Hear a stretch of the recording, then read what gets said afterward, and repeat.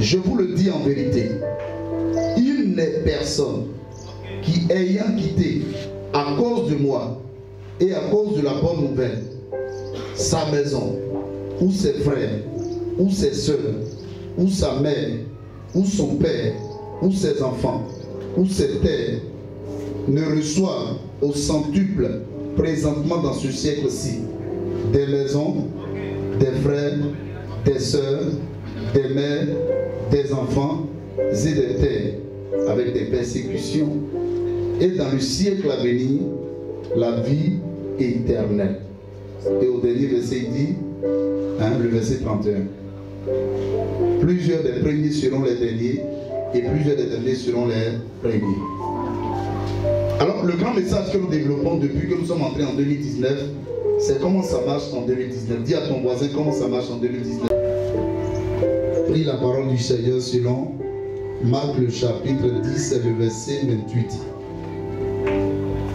Et nous avons lu la déclaration de son serviteur Pierre, qui a été pour moi audacieux, parce que c'est ce que plusieurs disaient pas, que lui Pierre a eu le courage de dire, oh, ces hommes là il faut beaucoup les aimer. C'est des hommes qui ne peuvent pas s'entendre avec tout le monde, parce que tout simplement souvent on dit qu'ils disent la vérité. Parce que quand Pierre prend la parole, il ne parle pas en lui son nom seul Pierre. Quelqu'un m'a dit Amen. Amen. Mais il parle au nom d'un groupe. Il va sans dire que le groupe est là. Le groupe a des questions. Le groupe a des interrogations. Mais il a une capacité d'aller vers, n'est-ce pas, celui qui peut lui donner cette réponse-là. Et certainement, ils ont longtemps murmuré. Ils ont longtemps parlé. Ils ont longtemps médité. Ils ont longtemps spéculé. C'est comment même. Quand le maître arrive pour se taire, le maître, lui, l'omniscient, il sait tout. Il sait exactement que les hommes avec lesquels il marche là, à un certain moment donné, ils ont des questions. C'est la même chose avec une mission. Celle même que nous conduisons. Quand nous marchons avec les hommes, que les hommes à un certain moment donné ne comprennent pas, ne voient pas bien ce qui se passe devant, ils approchent. Que Dieu bénisse ceux qui approchent et qui demandent. Quelqu'un dit je suis béni.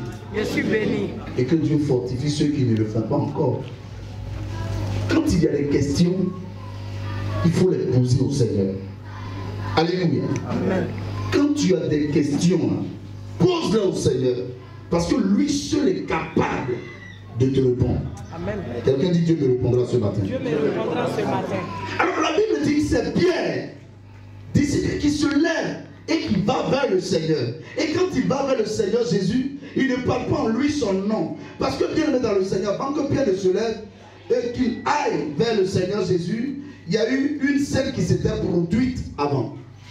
La Bible parle d'un jeune homme riche qui est venu vers Jésus et qui a dit, Maître, qu'est-ce que je dois faire de bon pour être sauvé? Et quand Jésus converse avec lui, certainement ses disciples sont là, ils entendent, ils écoutent ce que Jésus dit avec le jeune homme riche. Et dans la conversation, Jésus va lui dire qu'il ne commettra point d'adultère. Si tu veux être sauvé, si tu veux être bien, si tu veux avoir le bonheur, ne commets pas d'adultère. Et le monsieur écoute, il dit, mais je n'ai jamais commis d'adultère. Il dit, tu ne mentiras point. Il dit, je n'ai pas menti. Tu ne donneras pas de faux témoignages. Je ne donnerai pas de faux témoignages. Tu ne commettras pas de meurtre. Il dit, je ne l'ai pas fait. En d'autres termes, toutes les lois comprises dans les 10 commandements de Moïse, que Dieu a donné à Moïse, le jeune homme riche arrêté devant Jésus, avec la présence des disciples, attestait que lui, il a obéi, il a rempli assez. Toutes ces questions-là, il a rempli ces cases-là, donc il ne se reproche rien. Mais le hic dans son esprit, c'est qu'il ne comprend pas que malgré tout ce qu'il fait de façon respectueuse, il a comme l'impression qu'il n'est pas à l'aise, il n'est pas heureux. Donc c'est un problème. Quelqu'un dit j'ai un problème ce matin. J'ai un problème ce matin. Et le Seigneur va régler mon problème. Le Seigneur Jésus va régler mon problème. Le Seigneur Jésus va régler mon problème. Quand il discute avec lui, finalement le Seigneur lui dit, il le regarde très bien, il le fixe et puis lui dit, va, vends tout ce que tu as, donne-le aux pauvres et suis-moi. La Bible dit que le jeune homme riche l'a regardé Il dit, mais comment je peux vendre tout ce que j'ai et puis suivre Jésus? Est-ce que quand on vient dans le Seigneur, là, on ne doit pas donner offrande? Est-ce que l'œuvre de Dieu ne doit pas aller de l'avant? Est-ce que Dieu n'a pas besoin de notre argent pour l'avancement de son œuvre? Et puis lui, Jésus-Christ, qui souvent demande l'aumône, qui demande souvent les offrandes, peut moi me dire, devant tout ce que j'ai, non pas d'apporter à l'église, mais d'aller donner son pauvre et de le suivre. Pourquoi il peut raisonner comme ça? Le jeune homme venait là d'être totalement déphasé face à la conception qu'il avait du Seigneur Jésus. La Bible dit qu'il s'est retourné triste parce qu'il était riche, il avait beaucoup de biens.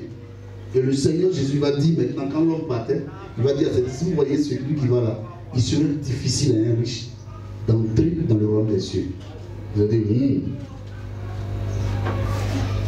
il sera plus facile à un chameau de passer par le trou d'une aiguille qu'à un riche d'entrer dans le royaume des cieux. Aux hommes, cela peut être impossible. À Dieu, tout est possible. Écoutez-moi bien. Des gens qui suivent Jésus-Christ, ses disciples, ils observent une telle scène où quelqu'un vient avec ses richesses. Il dit, il veut te suivre, en d'autres termes. Il veut mettre ça à la disposition de l'église. Il veut mettre ça à la disposition du groupe pour que ton œuvre aille de l'avant. Et toi, Jésus, tu refuses ça. On marche avec qui finalement? Est-ce que celui avec qui on marche là, il a un dessein pour nous, il a un plan pour nous? C'est la question des disciples. Quand cette scène se produit, certainement ils en avaient parlé avant. Quel est notre avenir? Parce que Pierre qui parle à Jésus, qui pose la question à Jésus, qu'en est-il de nous qui avons tout abandonné pour te suivre? Ce Pierre était un pécheur. Écoutez, il y avait plusieurs disciples qui faisaient des activités comme Matthieu, qui travaillait aux impôts. Mais il est dans le Seigneur. Mais on a pratiquement tout laissé. Et on est venu. Mais voilà une aubaine, quelqu'un qui vient et qui nous propose de l'aide, qui nous propose un soutien. Est-ce qu'il n'était pas bon que le maître accepte la compagnie, le partenariat d'un tel homme? Pourquoi le maître demande que l'homme la vende tout ce qu'il a, non pas qu'il envoie l'argent ici, non, mais qu'il donne ça aux pauvres et qu'il le suive, c'est-à-dire qu'il nous suive? Pourquoi le maître peut raisonner comme ça? Attention, on dirait le maître avec qui nous marchons là, il n'a pas de plan pour nous. Dis c'est faux. Jésus a un plan pour nous. Jésus a un plan pour nous. C'est là que je peux utiliser le terme. Il y a des choses qui sont incompatibles au service de Dieu. Dis incompatibilité. Il y a des choses qu'on ne peut pas associer au service de Dieu. Il y a des choses qu'on ne peut pas utiliser parce que ces choses sont en inadéquation. C'est un mot comme ça. Inadéquat avec Dieu. Lui, il aime les offrandes. Mais ce n'est pas toutes les offrandes qu'il prend. Mais la question de ses disciples, donc ça dit qu'on te suit, on n'aura rien. Nous avons tout quitté. Nous avons tout abandonné. Écoutez-moi ce matin, frère. Quand on parle de tout abandonner, il y a des gens qui abandonnent vraiment tout. Quelqu'un dit, moi je m'apprête à tout abandonner. Il y a des gens qui abandonnent tout. Hein. Il y a des gens, quand tu les entends, tu les écoutes, ils ont vraiment tout abandonné.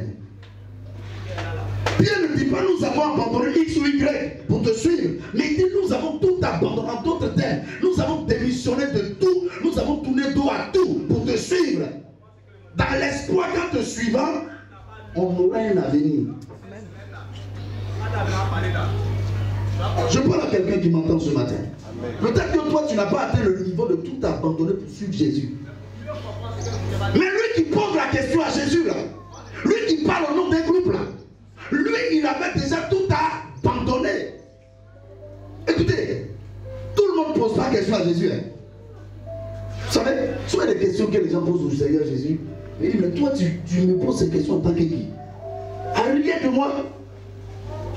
Parce qu'il y a des gens qui doivent poser des questions au Seigneur Jésus pour savoir qu'est-ce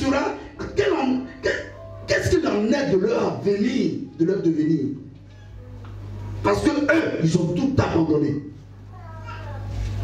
Vous savez, tout le monde ne doit pas demander à Jésus qu'est-ce qu'il en est de ma vie, qu'est-ce qu'il en est de mon espérance. Il y a des gens qui doivent poser ce genre de questions, il y en a d'autres qui doivent se taire. Lui, Pierre, et les 11 sont tellement bien placés pour poser cette question au Seigneur Jésus, parce que lui, il les a trouvés dans leur entreprise. Il a dit, laisse-les, suis-moi. Quand quelqu'un parle de tout abandonner, frère, ils avaient certainement leur compagnie dans le quartier, ils avaient certainement leurs camarades, leurs amis, leur famille, leurs frères, le père, le mec, ils aimaient très bien. Mais quand il arrive, qu'il leur dit, suivez-moi, ils disent, mais est-ce que je peux m'occuper avec mon béni? Laissez-moi entrer le monde. Suis-moi. Dis à ton frère, lui, il peut demander au Seigneur Jésus, j'ai tout abandonné et je t'ai suivi. Qu'est-ce qu'il en est de ma vie? Vous savez, il y a des gens qui posent des questions au Seigneur Jésus, qui auront des réponses. Il y en a d'autres qui n'auront pas de réponse. Parce qu'ils n'ont pas encore abandonné tout, ils ne sont pas prêts à tout abandonner. Pierre avait tout abandonné. Lui, les 11, les 12, ils avaient tout abandonné. Donc, ils se trouvaient dans la raison de poser des questions à Jésus. Surtout quand ils voient la scène qui se produit devant eux, selon laquelle Jésus refuse l'apport d'un être étranger. Attends, maître, qu'est-ce qu'il y a?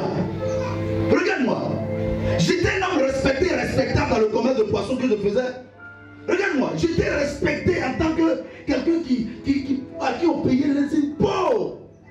J'étais respecté dans ma fonction, dans mon métier. Regarde-moi, qui suis-je? Regarde ce que je suis en train de devenir. Ça fait bientôt 2 ans, 3 ans que nous te suivons. Qu'en est-il de nous? Écoutez-moi bien. Il y a des hommes et des femmes qui peuvent poser ces questions au Seigneur Jésus et il va répondre. Fais partie de ces hommes-là. Dis à ton voisin, fais partie de ces hommes-là. Il y a des femmes qui peuvent poser ce genre de questions au Seigneur Jésus, frère, et puis il va répondre. Il y en a d'autres qui peuvent lui poser ces questions et puis il ne répond pas. Parce que leur prière peut passer pour péché. Il n'entend même pas. Mais eux, ils sont bien placés. Parce que quand ils parlent à Jésus, quand ils posent cette question au Seigneur Jésus, ils posent cette question en conséquence de cause. Parce qu'effectivement, ils avaient tout abandonné. Je vais annoncer à quelqu'un ce matin. Écoutez-moi bien. Dieu aime l'argent. Dis à ton frère, Dieu aime l'argent. Pour que son œuvre évolue. Pour que son œuvre aille de l'avant. Mais ce n'est pas tout l'argent que Dieu veut. Dieu a besoin de serviteurs pour son œuvre. Mais ce n'est pas tous les serviteurs que Dieu veut. Dieu a besoin des hommes pour que son œuvre aille de l'avant. Mais ce n'est pas tous les hommes. Il y a la qualité d'homme. Ce n'est pas la quantité. Ce qui impressionne le Seigneur, ce n'est pas la quantité, mais la qualité de ce qui a été donné. J'allais dire en d'autres termes, la quantité qualitative, c'est ça Dieu est.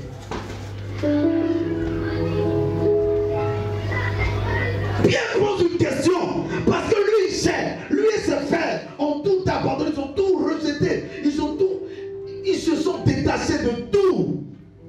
Est-ce que tu as une question pour le Seigneur ce matin? Si tu veux poser cette question et avoir des réponses, il faut être sûr d'avoir tout abandonné. Parce que tu sais aujourd'hui, malgré ta foi chrétienne, depuis combien de temps, ce que tu continues de traîner encore. Je vous assure, il y a des hommes qui parlent à Dieu et puis Dieu répond. Il y en a d'autres qui parlent à Dieu et puis Dieu ne répond pas. Il y a des questions des hommes et des femmes qui sont restés sans réponse depuis la nuit des temps. Seigneur, pourquoi? Seigneur, pourquoi? Et puis là, rien. Vous savez pourquoi le Seigneur ne répond pas? Parce que toi-même tu sais. Tu sais, il y a des questions que tu poses, donc tu as déjà la réponse avant de poser des questions. Il dit toi-même tu sais. Est-ce que tu es vraiment le fils de l'homme qui devait venir nous sauver? Toi-même tu sais. Tu as déjà la réponse. Face aux œuvres que tu vois là, tu sais déjà.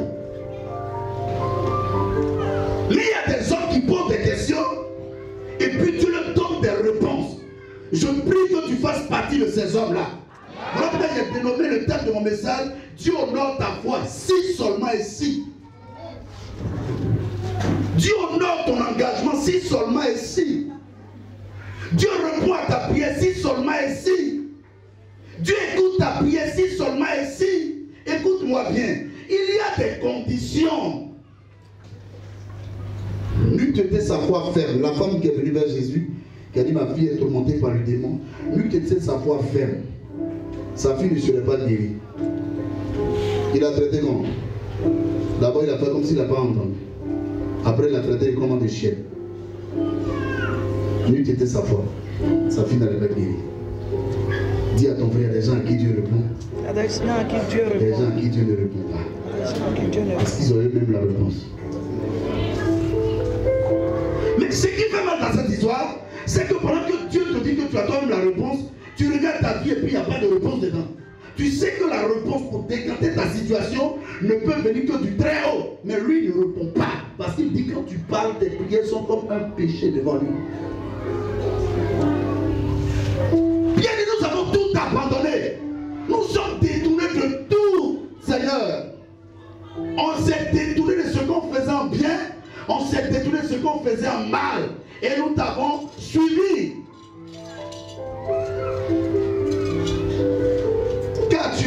Qu'as-tu abandonné? Qu'as-tu quitté? De quoi est-ce que tu t'es détourné? Est-ce que tu t'es vraiment détourné? Demande à ton voisin, tu t'es vraiment détourné? Vraiment détourné. Non, moi j'ai tourné dans le monde. En tout cas, moi j'ai tourné dans ma vie. Est-ce que tu t'es vraiment détourné?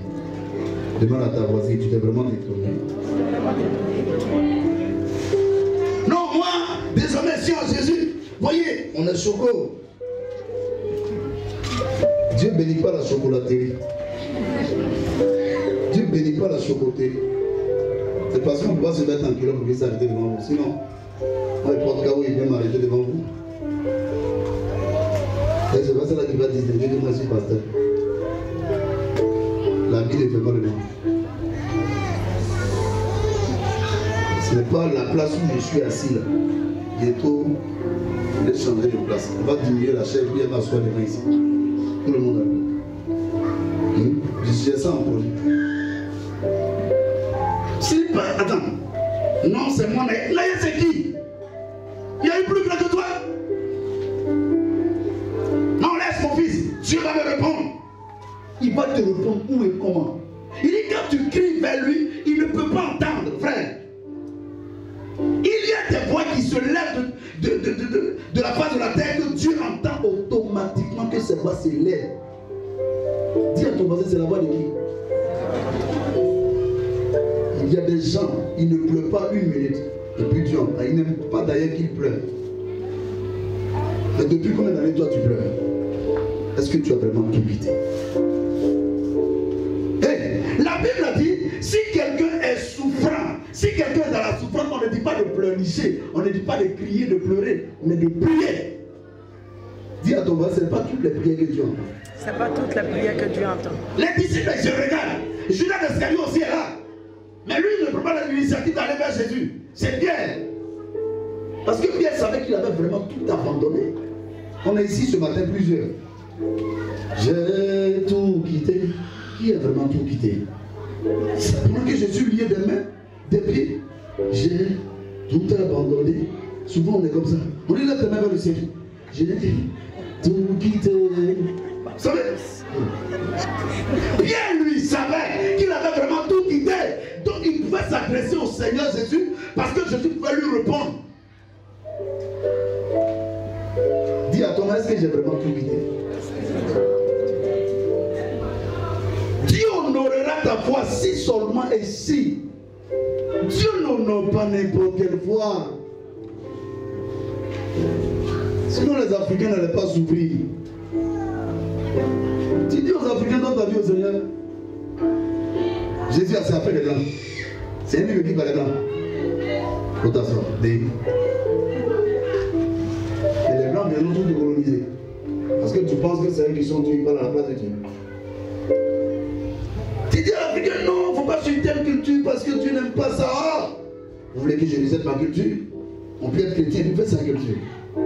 Mais ta culture là, tu adores quoi dedans? Tu fais quoi dedans? Non, on fait les sacrifices d'animaux, on fait les sacrifices de bœufs, on met un collant. Souvent, il est arrivé souvent qu'on tue les hommes. Ça, c'est bon, Dieu aime ça. Pierre dit on a tout quitté. Lui, il parle au nom du groupe parce que lui, il savait qu'il avait vraiment tout quitté. Est-ce que quelqu'un a tout quitté ce matin? Ça fait quand même un bon moment qu'il a tout quitté et il suit le Seigneur Jésus. Il pensait qu'une opportunité de sortir, n'est-ce pas, de la pauvreté se présentait à lui lorsque le jeune homme se présente. Mais que non, Jésus dit non. Ça là, c'est pas compatible à lui. Tu veux sortir de quelque part, il y a des choses qui ne sont pas compatibles que tu cherches souvent pour t'accrocher. T'accrocher avec, c'est pas compatible, ça ne va pas. Ça ne va pas. Est-ce que tu m'entends? Il y a des choses qui ne sont pas compatibles. Ça ne va pas avec Jésus. Ça ne va pas avec ta foi. Ça ne se lie pas vrai. Quand tu vas chercher même à les coller, ça ne collera pas. Ça ne prendra pas. Ça va te rejeter. Parce que ce n'est pas compatible. Mais la seule personne qui peut répondre à ton problème, c'est cette personne-là que Pierre a interpellée. Et vous savez quelle a été sa réponse? Il savait exactement que parmi eux, il y en avait d'autres qui avaient abandonné leur richesse. Il y en avait d'autres qui avaient abandonné leur copine. Il y en avait d'autres qui avaient abandonné leur maison. Il y en avait d'autres qui avaient tout abandonné, leur honneur, le privilège, le prestige, ils avaient tout abandonné. Et quand il s'est tourné pour répondre à eux tous, il dit, il n'est personne qui ait tout quitté à cause de moi et à cause de la bonne nouvelle. Qui ait quitté son père, qui ait quitté sa mère, qui ait quitté ses frères, qui ait quitté sa maison, qui ait quitté ses richesses, qui a quitté son travail, qui a estimé à un moment donné que ça ne va pas avec ma foi, je vais abandonner ça. Il n'y a personne qui, pour la parole de Dieu, pour la vérité de Christ, s'est détourné de ces choses qui ne glorifient pas le Seigneur et qui soit venu vers moi, qui n'ait rien reçu. Personne. Il n'y a pas un homme qui, à cause de l'évangile, à cause de mon nom, à cause de la bonne nouvelle, a quitté l'estime qu'il avait, les acclamations qu'il avait, alors qu'il savait très bien que ce n'était pas compatible. Il estimait, mais il faut que je quitte là, parce que ce n'est pas un bon milieu, ce n'est pas une bonne vie. Qui ait quitté toutes ces choses-là, et qui soit venu vers moi, il n'est rien reçu. Quel que soit ce qu'il a perdu, il dit des maisons, des frères. Il dit quelle que soit la quantité de ce qu'il a perdu, Job aussi en avait perdu. Mais avant la mort de Job, Job a été honoré. Je parle à quelqu'un ce matin. Écoute-moi bien. Dieu va honorer ta foi. Si tu as vraiment tout quitté, Dieu va honorer ta foi. Dieu va agréer ta foi. Est-ce que tu m'entends bien? Job, il avait tout perdu dans sa vieillesse, frère. Dans sa vieillesse, Job avait tout perdu. Il ne restait que sa femme et sa voix. Parce que le corps même n'existait pas. Job n'avait même pas la santé. Il a perdu ses enfants. Il a perdu ses biens. Il a perdu tout ce qu'il avait. Maison détruite. Et Job était là. Il avait tout abandonné. Mais la Bible déclare que ça, comme le dit, réunis Dieu meurt. Parce que si tu le réunis, si tu le maudis tout à l'heure, lui il va te tuer parce que lui ne partage pas sa gloire. Maudit Dieu, dit non, c'est Dieu qui m'a donné ces richesses, c'est lui qui a repris. Il a estimé que ce n'était pas compatible à un certain moment donné à ce que je devais faire, à ce que je devais être devant lui. Donc il a récupéré. Je lui rends toute la gloire. Qu'est-ce que tu as? La Bible déclare qu'au bout d'un certain temps, Job sera récompensé. Amen. Je parle à quelqu'un qui m'entend ce matin. Quel que soit ce que tu as abandonné, quel que soit ce dont tu t'es détourné dans ce monde-là, quel que soit ce que tu as quitté, quelle que soit sa hauteur et sa forme, le Seigneur va honorer ta foi avant que tu ne quittes sur la terre. Si tu m'entends, dis Amen. Écoutez-moi bien, frère. Il y a des gens dans l'exercice de leur foi qui ont perdu les frères, qui ont perdu les sœurs, qui ont été rejetés par la famille. Parce que la famille a estimé que tu as choisi Jésus, donc il y a un coupé entre toi et nous. Frère, ils ont suivi la foi, ils ont supporté la foi, ils ont supporté la croix. enfants. Dieu les a récompensés. Dieu récompense toujours ses élus. Il récompense toujours ceux qui l'honorent.